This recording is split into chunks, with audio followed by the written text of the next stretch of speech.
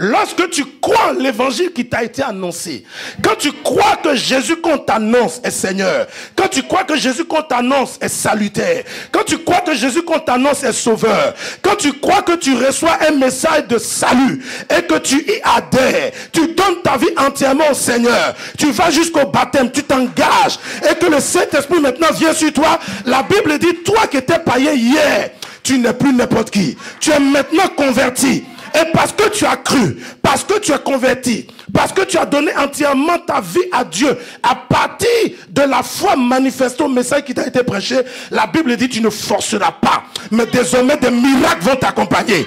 Désormais des signes vont t'accompagner. Désormais toi qui étais la poubelle des esprits mauvais, c'est toi désormais qui vas chasser les esprits mauvais. La Bible dit tu chasseras les esprits mauvais. C'est ce que la Bible dit. Donc je veux te rappeler à l'ordre que tu es puissant là où tu es assis là. Amen. Je n'ai pas bien entendu ton amen. Amen. Tu es très puissante là où tu es assise. Ça veut dire quoi? Depuis le premier jour où tu as donné ta vie au Seigneur, il y a des miracles normalement qui doivent t'accompagner. Mais s'ils ne t'accompagnent pas, c'est parce que tu ne connais pas tes droits. Amen. Si ces miracles-là ne t'accompagnent pas, c'est parce que quand tu t'es converti, mentalement tu es resté sous la possession des esprits. C'est vrai. Le jour même tu te convertis, c'est pas moi qui dis, c'est écrit ici. Il dit, parce que tu as cru, voici désormais les miracles qui vont t'accompagner. Ça veut dire qu'à partir du moment où je donne ma vie à Dieu, je crois là. Il y a un pouvoir pour chasser les démons qui habitent maintenant désormais à moi. Le démon de la famille, les esprits familiers qui me possèdent depuis des années là, parce que j'ai donné ma vie à Jésus désormais, ils ne sont plus sur moi, mais c'est moi qui suis sur eux. Je suis au-dessus d'eux. Alors j'ai reçu le pouvoir, je peux les chasser. C'est parce que vous n'avez pas su ça tôt que vous restez au stade de possession. Quand tu comprends que tu es sauvé et qu'il y a un héritage qui t'a été donné le jour où tu t'es donné à Dieu, c'est automatique. Quand tu dis oui Seigneur je t'accepte, oui Seigneur je plonge dans les eaux du baptême, oui Seigneur je nais de nouveau, la Bible dit automatiquement dans le monde surnaturel, il y a une onction, une capacité de Dieu qui vient sur toi, qui fait que les miracles t'accompagnent désormais. Quand tu ouvres la bouche et puis tu dis aux esprits, sortez de ma vie, ils doivent obéir. Mais comment se fait-il que beaucoup croient, mais ils sont toujours dans l'incapacité de chasser un démon? Parce qu'ils ne connaissent pas leurs droits. Parce qu'ils se sont convertis, mais ils n'ont pas compris que dans la conversion, il y a des dimensions. Ils sont restés au stade où j'ai donné ma vie à Jésus. Maintenant, il faut que je cherche un pasteur pour qu'il prie pour moi pour chasser le démon. S'il n'y a plus de pasteur sur la terre, tu fais comment? Amen.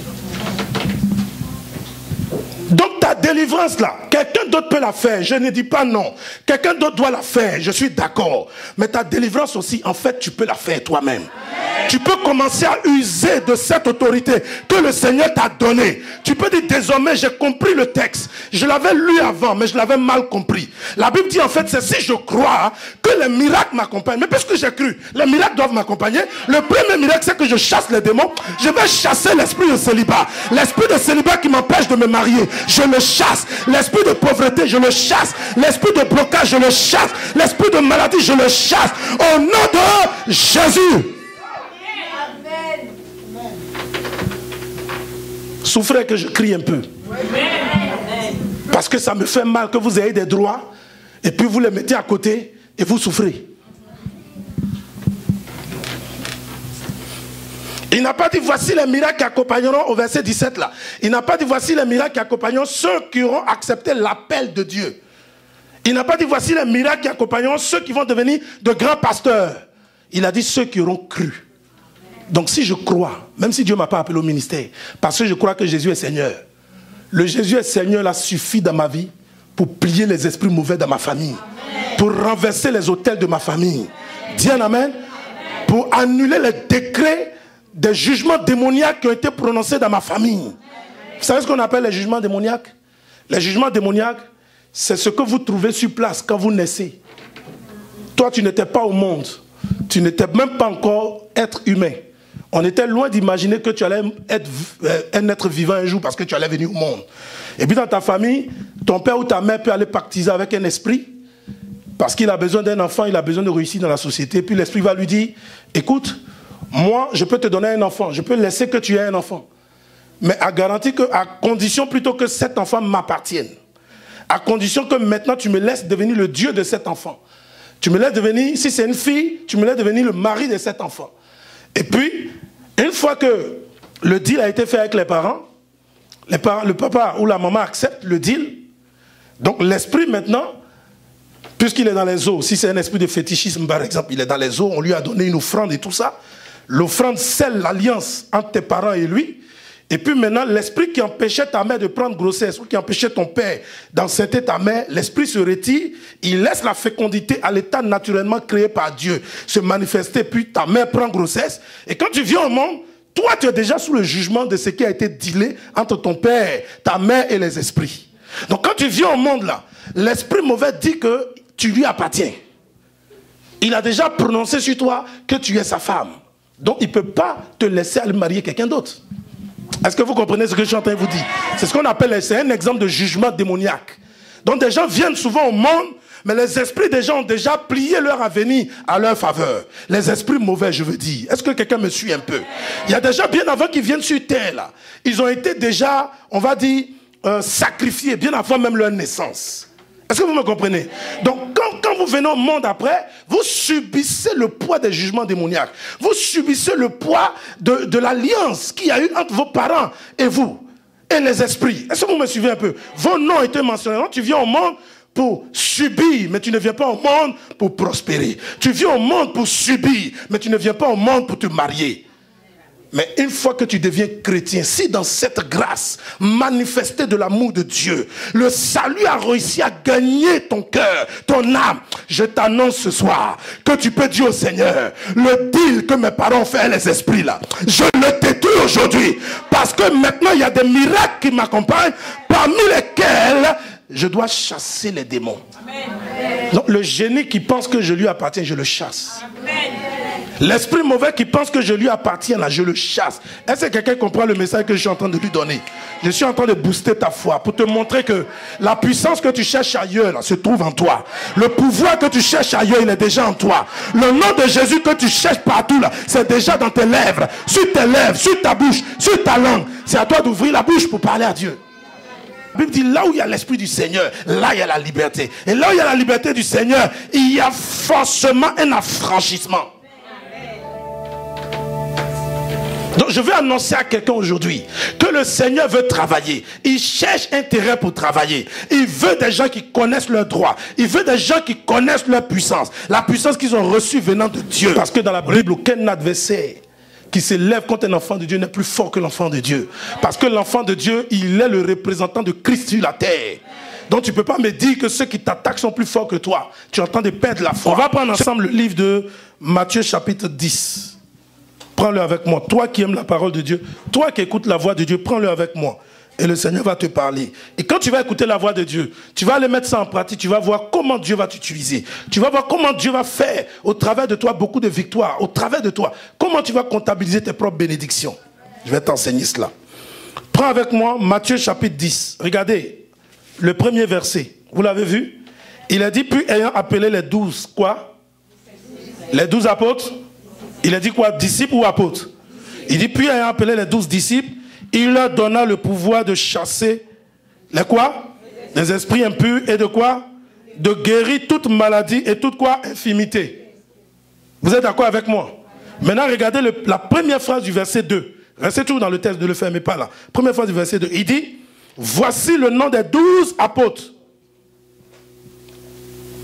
Le premier, Simon, appelé Pierre. Arrêtons-nous là. Mais vous ne voyez pas qu'il y a une différence ici? Qui voit la différence? La différence, c'est que il y a le fait que la Bible les appelle au départ, au premier verset, disciples. Et au deuxième verset, la Bible les appelle comment? Apôtres. Est-ce que vous me comprenez? Voilà la différence dans le texte. En fait, au départ, pourquoi la Bible les appelle disciples? Parce qu'ils étaient au stade où ils venaient de croire au Seigneur Jésus. Ils sont devenus chrétiens, disciples, convertis de nouveau. Ils sont venus, ils sont nés de nouveau, le born again. Ils sont nés de nouveau. Quelqu'un dit un amen avec moi. Comme ils ont donné leur vie à Jésus, Jésus dit, parce qu'ils ont donné leur vie à ma personne, je vais leur donner le pouvoir. Et c'est lequel pouvoir il leur a donné? C'est le même pouvoir qui accompagne ceux qui vont croire là. Chasser les démons là, c'est ce qu'il leur donne ici. Il dit, Il les appela les 12 et il leur donna le pouvoir de quoi? De chasser les esprits. Lisez, c'est écrit ici. Ça veut dire que le BAA d'un chrétien, ça doit être le chasser les esprits. Ça doit être imposer les mains aux malades pour qu'ils soient guéris. On n'a pas besoin de devenir apôtre pour ça. On n'a pas besoin de devenir pasteur pour ça. Il y a des gens juste pour chasser les démons, ils deviennent pasteurs. Mais les démons là vont te poursuivre après. Tu vas comprendre qu'on ne devient pas pasteur pour chasser un démon. On peut être chrétien et avec le nom de Jésus-Christ seulement là, quand on connaît ses droits et sa position et son devoir devant Dieu, les miracles t'accompagnent automatiquement. Dieu n'amène fort que je prêche la parole de Dieu. La Bible dit au stade où ils étaient disciples, il les a appelés, leur a donné un pouvoir. Et c'est plus tard qu'ils vont devenir apôtres. Plus tard, ils vont devenir apôtres. C'est au verset 2 qu'ils deviennent apôtres. Entre le verset 1 et le verset 2, il y a eu bien de faits qui se sont produits. C'est-à-dire qu'ils ont fait leur preuve en tant que disciples par l'exercice du pouvoir de Dieu. Et quand le Seigneur a vu qu'ils étaient accomplis à ce niveau-là, comme maintenant ils sont à une dimension, je vais maintenant les appeler et les envoyer. Parce que apôtre provient d'un mot qui veut dire apostolos. Apostolos qui veut dire envoyer. Envoyer qui veut dire, on va dire missionnaire ou bien porteur d'ordre de Dieu, porte-voix du Seigneur et tout ça. Je ne suis pas venu parler des apôtres aujourd'hui. Et il dit, voici les miracles, au verset 17, qui vont accompagner ceux qui vont croire. Eux aussi, ils deviendront capables comme vous, les apôtres. Dites un amen. Alors Jésus va plus loin, la Bible dit au verset 19, il est monté en fait, il est monté, aller s'asseoir à la droite du Père. Vous savez pourquoi Dieu monte, va s'asseoir à la droite du Père? Parce qu'à la droite du Père, le travail du Seigneur continue là-bas. Le Seigneur Jésus a fini de parler aux disciples, il est monté à la droite du Père pour devenir un soutien à la mission que les apôtres vont aller accomplir. Pour devenir un soutien à la conversion des âmes. Dites un amen. Jésus ne s'assoit pas à la droite pour rien. Il s'assoit à la droite parce que Dieu n'est pas gaucher. Dieu est droitier. Dites un amen avec moi. Quand la Bible parle du bras de Dieu, il parle jamais, la Bible dit jamais les bras du Seigneur. La Bible dit la droite du Seigneur. Qui comprend la vision de Dieu? La droite du Seigneur, c'est Christ. Donc quand Christ remonte pour aller s'asseoir à la droite, c'est comme Dieu avait été amputé de sa droite quand Christ était sur la terre. Mais quand Christ remonte, Dieu reprend sa droite. La droite de Dieu revient en place. Et maintenant, la droite de Dieu va soutenir la mission d'évangélisation qui va se faire dans le monde. Les âmes qui vont se convertir là, vont devenir des âmes très puissantes par la droite de Dieu. Donc quand toi tu as une âme qui te convertit et puis tu dis, Seigneur, détruis les esprits de ma famille. La droite de Dieu vient tout détruire. Mais si tu ne sais pas ça, tu laisses la droite de Dieu qui n'agit jamais. Tu attends qu'un pasteur vienne activer la droite de Dieu pour toi. Si le pasteur te dit fais une offrande d'abord, tu fais quoi? Si le pasteur te dit donne-moi un don d'abord, tu fais quoi? Voilà pourquoi beaucoup de chrétiens sont manipulés. La droite de Dieu est aussi avec toi. C'est pour les apôtres qu'il est monté. C'est pour les gens qui vont se convertir aussi qu'il est monté. Dis un amen fort.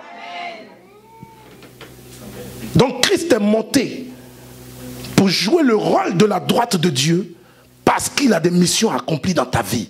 Parce qu'il doit changer ta vie positivement. Il doit te sortir des liens de ta famille. Il doit te sortir des esprits qui ne font que te persécuter tous les jours. Mais pour ça, il faut que tu comprennes tes droits dans le Seigneur. Alléluia. Jésus est à la droite du Père aussi pour intercéder pour nous. Amen.